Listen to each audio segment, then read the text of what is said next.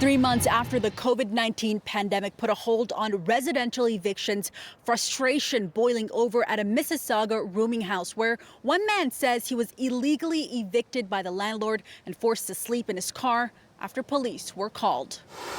Chaudhry Mazar had been living in the master room in the home near Eglinton and Mavis for the last 2 years, until just recently. He was temporarily laid off due to COVID and only paying half the rent. On Saturday, the 31-year-old says his landlord changed the locks while he was out for dinner. At that point, the landlord started doing things which would be disturbing. And he was hoping I'm going to get frustrated myself and leave eventually. Peel police were called to the location that night by both and again today, telling City News officers were there to keep the peace, adding that several attempts were made to explain they don't have authority to interfere in landlord-tenant issues. Chaudhry says he was told he could no longer go on the property. And police reacted. The first thing they said is like, he is the landlord, and if he doesn't want me to go in, there's nothing they can do. A man living in the home said he called police. Though he didn't want to appear on camera, he told City News that Chaudhry had been causing issues inside the home, getting into verbal arguments with the other roommates, throwing away roommates' things, leaving the stove on, leaving the doors unlocked, and even threatened his life.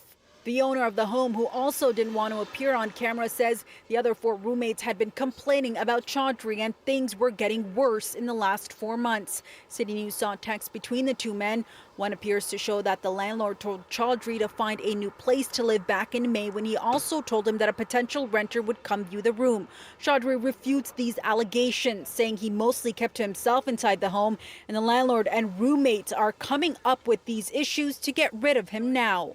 All of this is illegal. By law, my landlord should have gone to the tenant board and asked for an eviction order. Back in March, the landlord-tenant board suspended issuing evictions and hearing orders unless it's an urgent matter, but they are still accepting applications online and by mail. Applications filed by tenants alleging they've been illegally locked out are automatically scheduled for an urgent hearing.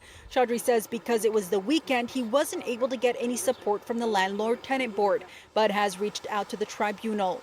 Making the matter more complicated, the roommate says the landlord lives in the home, exempting the tenant from protection under the Residential Tenancies Act. But Chaudhry says the landlord does not live in the home. City News reached out to Tribunals Ontario for a comment this morning. They were unable to provide a statement by deadline.